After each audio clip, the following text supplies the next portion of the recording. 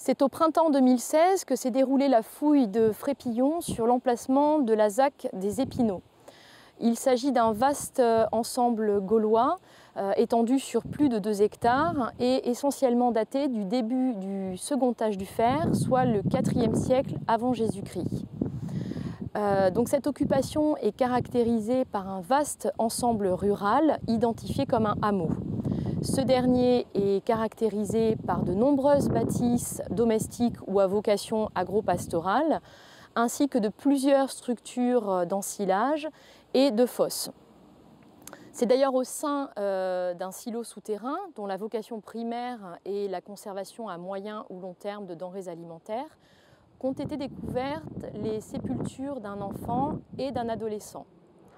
L'analyse de ces ossements semble démontrer que ces 2 individus sont morts de maladie.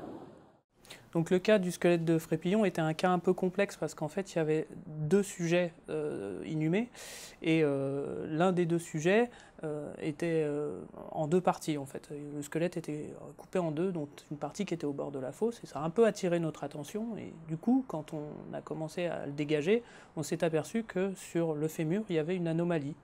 Alors anomalie sur laquelle on n'a pas forcément su mettre de nom tout de suite, et c'est à partir de ce moment-là qu'on fait appel à nos réseaux et que le collègue paléopathologue est intervenu. Nous avons un squelette d'un adolescent qui présente une déformation de la tête du fémur, donc la partie supérieure du fémur.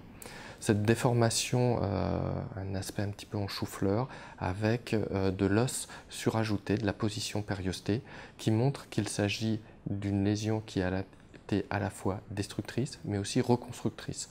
Une reconstruction de manière anormale. Et ça permet de prouver qu'on est dans un contexte du vivant. Cette lésion entraîne une impotence importante, des difficultés, probablement des douleurs à la marche, voire même une impotence à la marche.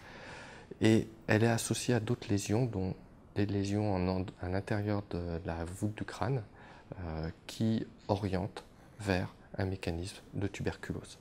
Ce sont une pathologie qui évolue généralement à l'heure actuelle avec la virulence actuelle sur environ 1 an à 2 ans au niveau de la hanche.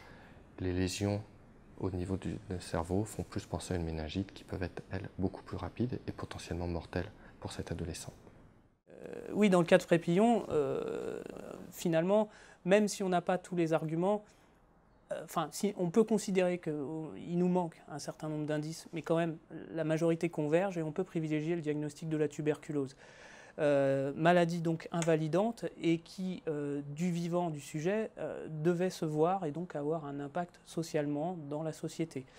On peut de ce fait voir un lien avec le traitement qui a été réservé à cet individu dans le silo, qui a conduit à son abandon dans une structure désaffectée.